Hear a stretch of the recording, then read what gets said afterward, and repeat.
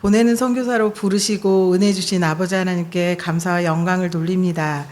처음 네팔 방문에 관한 이야기가 나왔을 때 주님은 남편은 나가는 선교사로 저는 보내는 선교사로 부르셨습니다. 주님은 저를 첫 모임부터 네팔 전지훈련을 마치고 돌아오는 순간까지 함께하게 하셨습니다. 인격적으로 역사하시는 주님을 높입니다. 선교팀을 섬기면서 저는 너무 즐거웠습니다. 함께하는 동안 전혀 힘이 들지 않아서 도리어 주님께 여쭤보았습니다. 주님, 선교팀을 돕는 일이 제가 좋아서 하고 있는 건가요? 아니면 주님의 부르심에 순종하고 있는 건가요? 주님은 제가 주님께 드렸던 오래전의 기도를 생각나게 하셨습니다. 20대 초반 저는 두 선교사님 가정으로부터 여러 번 선교사님의 자녀를 돌보는 MK 선교사로 부름을 받았습니다. 그때마다 믿음 없는 저는 주님 앞에 엉엉 울며 눈물로 기도했습니다. 하나님, 저는 나가는 선교사 말고 보내는 선교사 할게요. 직장을 그만둬야 하고 선교비도 자비량으로 해야 하고 집을 2년이나 떠나 있어야 한다는 사실은 제가 단기 선교사로 갈 수 없는 충분한 이유였습니다. 믿음이 없어 제가 선교하는 것으로 여겼던 저는 제가 주인이어서 제 뜻대로 기도했습니다.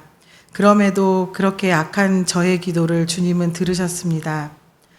주님은 20대 초반 제게 조이 선교회를 통해 그리고 온누리의 교회에 다니던 언니와의 소그룹 모임을 통해 선교에 대해 가르치셨습니다. 그 시기는 제가 다니던 교회가 아직 선교에 대해 깊이 관심을 두기 전의 일입니다. 그렇게 보내는 선교사로서의 거룩한 부담을 갖고 있던 제게 주님은 중심교회의 흐름을 통해 본격적으로 보내는 선교사로 키워가셨습니다.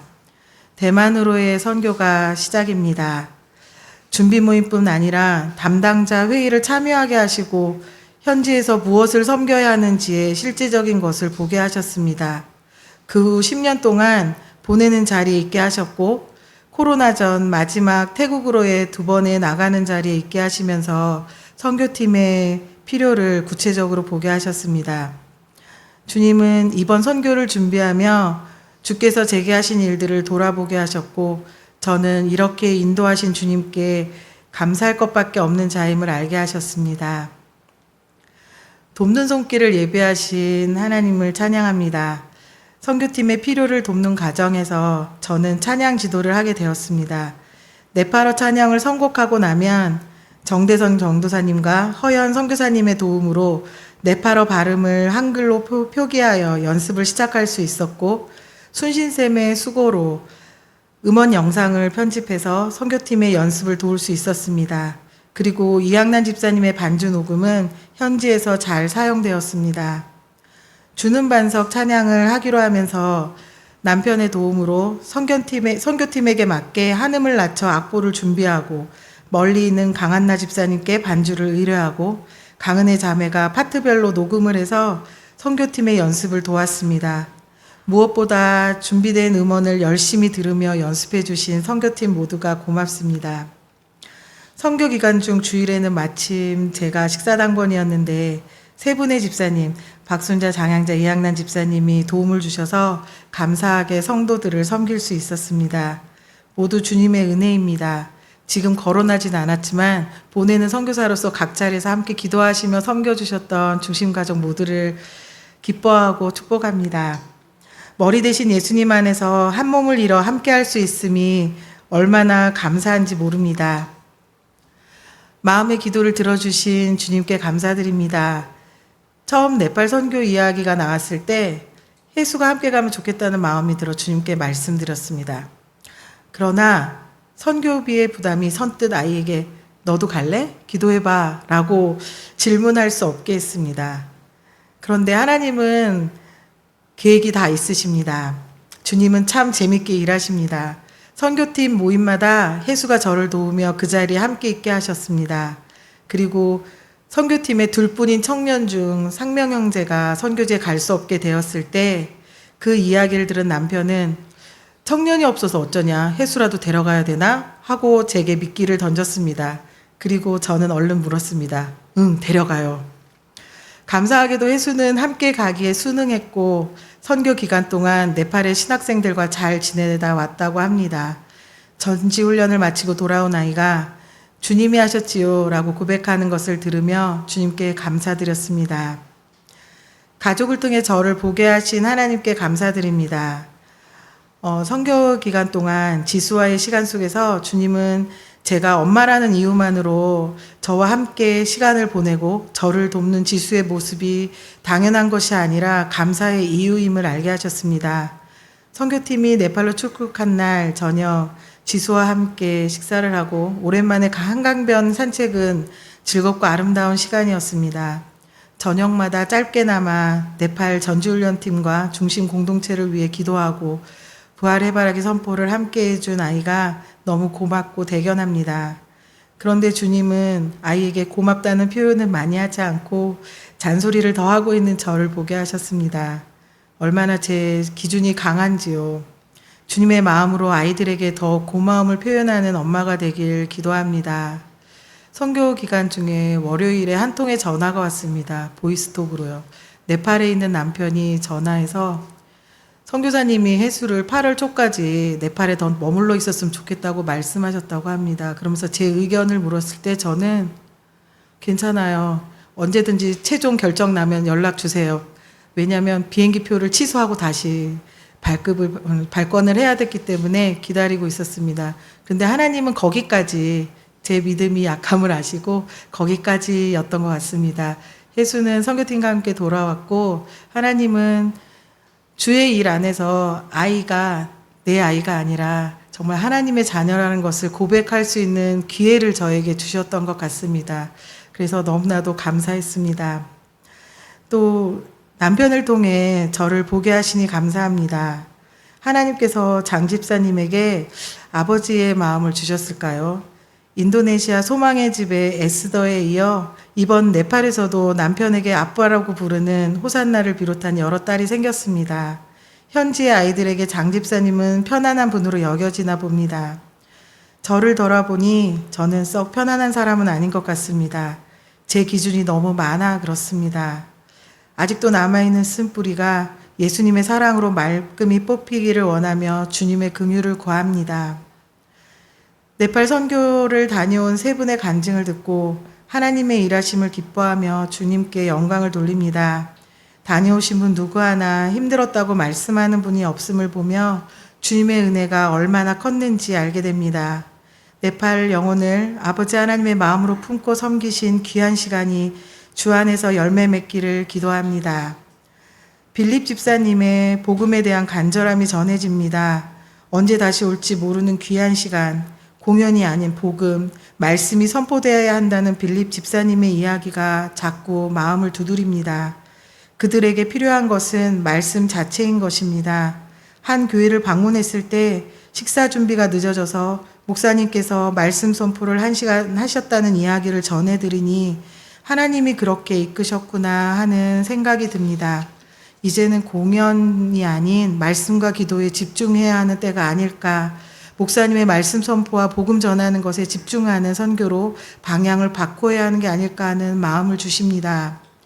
인도네시아 소망의 집에는 우리 공연을 통해 선교의 문을 열었다면 네팔 트리슐리 신학교는 목사님을 통해 말씀이 바르게 서게 하시는 하나님의 일하심을 봅니다.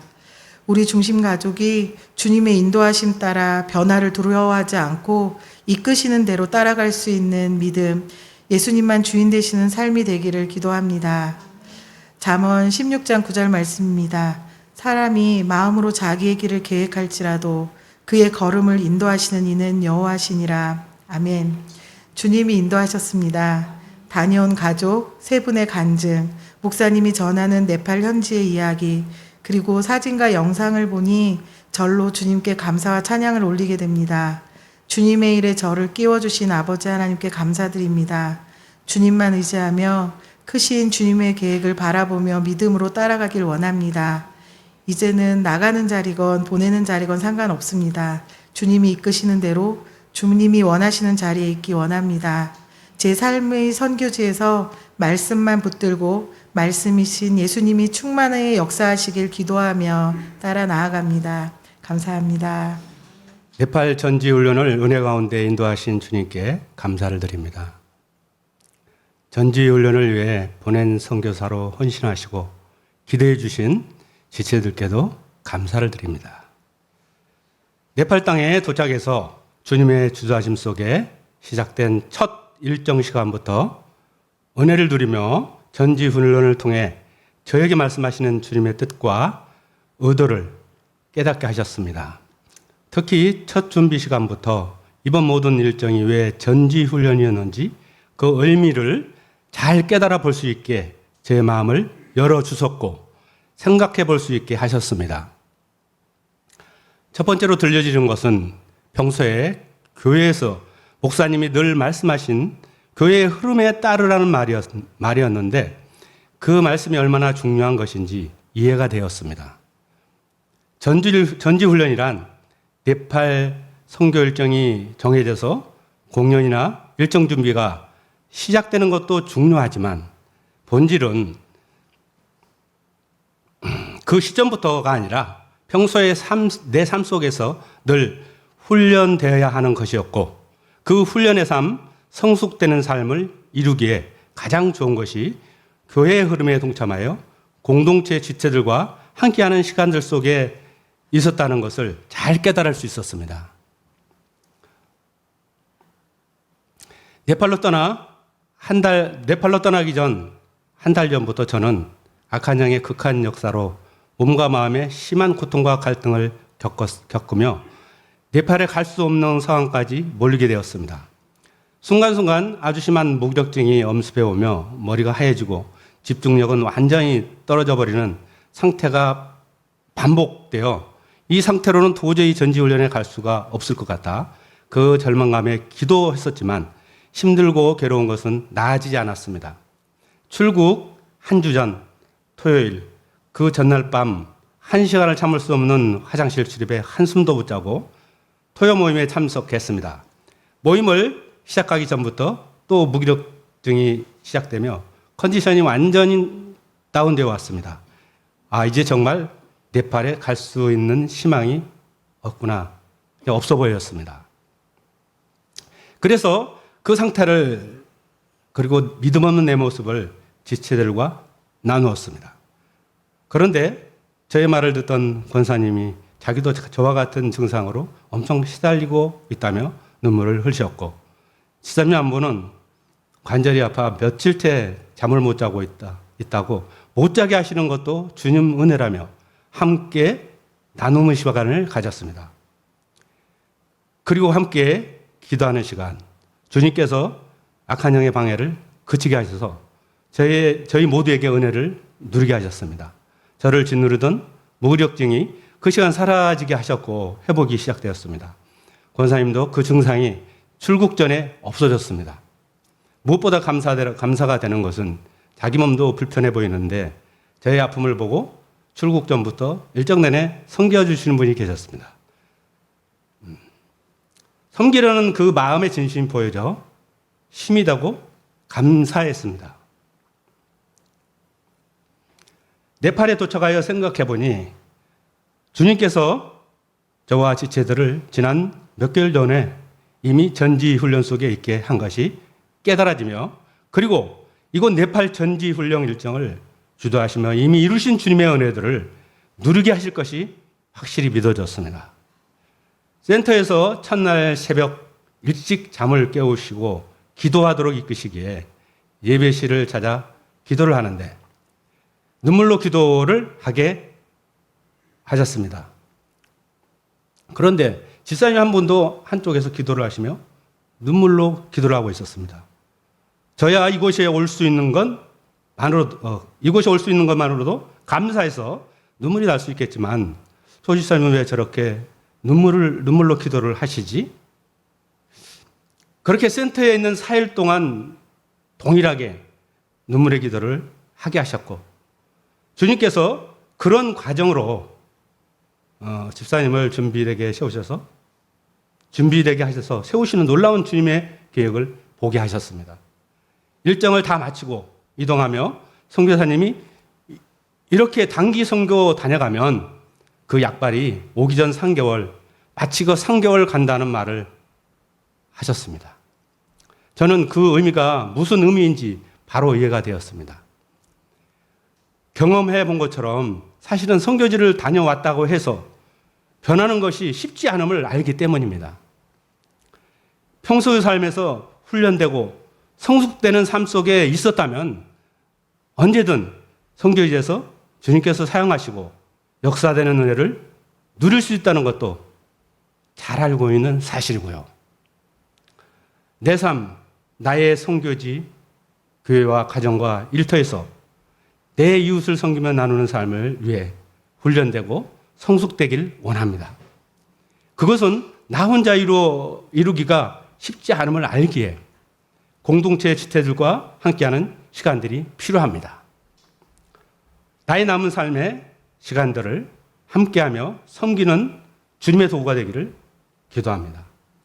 센터교회에서 첫 예배와 공연이 시작되었습니다. 예배의 말씀은 우리 목사님이 전하셨는데 몇 번 들었던 말씀이었습니다. 그런데도 하나님의 크신 사랑이 절절히 들려와서 은혜가 되었습니다. 처음 듣는 것도 아닌데 왜 이렇게 은혜가 되는지, 그건 내 마음이 말씀을 들을 준비가 되어 있었던 것입니다. 그건 네팔 사람들 중에도 말씀이 들려지는 깨끗한 심령들이 있었는데 대표적으로 신학생들이었고 그날 예배의 말씀을 통역한 필립이라는 친구였습니다. 통역한 말씀을 전하는데도 자기 말을 하듯 전혀 막힘이 없이 말하는 것이 정말 대단했습니다. 지역 마을 가정을 방문할 때 같이 있게 되어 물어보았습니다. 빌립, 목사님의 말씀을 어쩜 그렇게 술술 통역을 잘해요? 빌립의 대답이 자기는 목사님이 말씀할 때 그 다음 이어질 말씀들을 대부분 알 수 있었다고 합니다. 그동안 계속 통역하며 듣고 반복하다 보니 목사님이 무슨 말이 이어질지 알게 되더라는 것입니다. 말씀을 듣기 원하는 깨끗한 마음을 가져 그냥 들려진 것입니다. 바른 복음을 반복해서 듣고 따라하다 보니 되어진 것입니다. 주어진 일정에 따라 그곳 마을들을 방문하여 그들의 삶의 환경을 보면서 그들에게 가장 필요한 것은 그 어떤 것보다 우리가 가진 이 복음이라는 생각이 들었습니다. 그들에게 교회가 있고 목회자가 있지만 성경 말씀을 아는 목회자가 거의 없다고 하였습니다. 오지 산속 마을이라 외부에서 접근하거나 드나들기가 매우 어려워 보였습니다. 실제로 매우 어려워요. 저희가 접근하기가 이전에 갔던 선교지와는 완전히 다릅니다. 일정 마지막 선교사님 말이 이곳 사람들은 아프거나 병이 들면 그냥 스스로 나을 때까지 기다릴 수밖에 없고 죽으면 운명으로 받아들여 살아간다고 합니다. 그게 정말 저희는 이해됐어요. 그럴 수밖에 없는 것이 약이나 치료를 받을 병원에 한번 다녀오려면 일주일 정도의 시간이 걸리고 그 과정에 들어가는 비용이 없어서 치료를 포기한다고 하였습니다. 그런 환경과 형편에 순응하며 살아가는 그분들의 삶을 보고 들으며 마음이 숙연해졌습니다. 일정 마지막 교회에 이르러 공연은 할 수 없었지만 그 교회의 목사님 지체들과 함께 그 교회의 어려운 문제를 놓고 기도하게 하셨는데 그곳까지 인도하셔서 기도를 하게 하시는 주님의 뜻을 간절히 구하며 이들을 위해 내가 할 수 있는 것이 기도며 또 해야 하는 것도 기도임을 고백하였습니다. 큰 지진이 나서 삶의 터전이 사라지고 가족을 잃었음에도 교회를 다시 세워 믿음을 이어가고 있는 이들에게 가장 절실한 것은 바른 복음의 말씀이라 생각되었습니다. 그래서 우리 교회가 주축이 되어 진행되고 있는 이곳 신학교 사역이 매우 중요함을 알게 됩니다. 센터 신학생 대부분이 산속마을이 고향이라 열정적인 그들이 바른 복음으로 세워져서 고향 마을에 파송이 된다면 가장 좋은 복음의 역사가 이루어지리라 믿어집니다. 네팔 전지훈련을 은혜로 인도해 주신 주님께 감사를 드리며 이 일들을 위해 계속 기도하겠습니다. 아멘.